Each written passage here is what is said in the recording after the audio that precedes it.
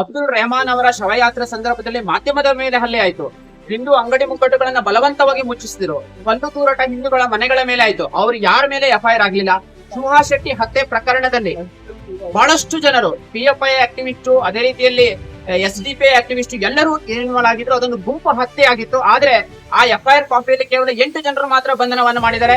ಅದರಲ್ಲಿ ಏನು ಬಜಪೆ ಪೊಲೀಸ್ ಒಬ್ಬ ಪೇದೆ ಬಶೀರ್ ಅಂತ ಹೇಳಿ ಅವರ ಉಲ್ಲೇಖ ಇಲ್ಲ. ಅದೇ ರೀತಿಯಲ್ಲಿ ಒಬ್ಬ ಬುರ್ಕಾದಾರಿ ಮಹಿಳೆ ಅದಕ್ಕೆ ಹಂತಕರು ಗಾಡಿ ಹತ್ತಲಿಕ್ಕೆ ಸಹಾಯ ಮಾಡಿದ ಅವ್ರ ಉಲ್ಲೇಖ ಇಲ್ಲ. ಈ ರೀತಿಯಲ್ಲಿ ಆ ಒಂದು ತನಿಖೆಯನ್ನ ಇವತ್ತು ದಾರಿ ತಪ್ತಾ ಇದೆ. ಆದ್ರೆ ಅಬ್ದುಲ್ ರೆಹಮಾನ್ ಹತ್ಯೆ ಪ್ರಕರಣವನ್ನ ಗಂಭೀರವಾಗಿ ತೆಗೆದುಕೊಂಡು ಇಡೀ ಆ ಒಂದು ದಕ್ಷಿಣ ಕನ್ನಡ ಜಿಲ್ಲೆಯಲ್ಲಿ ಎಲ್ಲ ಹಿಂದೂ ಸಂಘಟನೆಗಳನ್ನ, ಎಲ್ಲ ಹಿಂದೂ ನಾಯಕರನ್ನ ಇವತ್ತು ಟಾರ್ಗೆಟ್ ಮಾಡುವಂತದ್ದು ಒಂದು ಒನ್ ಸೈಡೆಡ್ ಆಗಿ ನಡೀತಾ ಇದೆ. ಬಹಳ ಮುಖ್ಯವಾಗಿ ಅಂತ ಹೇಳಿದ್ರೆ ಇವತ್ತು ಅಲ್ಲಿ ಬೇರೆ ಬೇರೆ ರೀತಿ ವಿದ್ಯಮಾನಗಳು, ಕಾರ್ಯಕರ್ತರಿಗೆ ಜೀವ ಬೆದರಿಕೆ ಕರೆಗಳು ವಿದೇಶಗಳಿಂದ ಬರ್ತಾ ಇದೆ, ಇಸ್ಲಾಮಿಕ್ ರಾಷ್ಟ್ರಗಳಿಂದ ಬರ್ತಾ ಇದೆ. ಅದು ತನಿಖೆ ಆಗ್ಬೇಕಂತ ನಾವು ಮನವಿಯನ್ನ ಕೊಟ್ಟಿದ್ವಿ.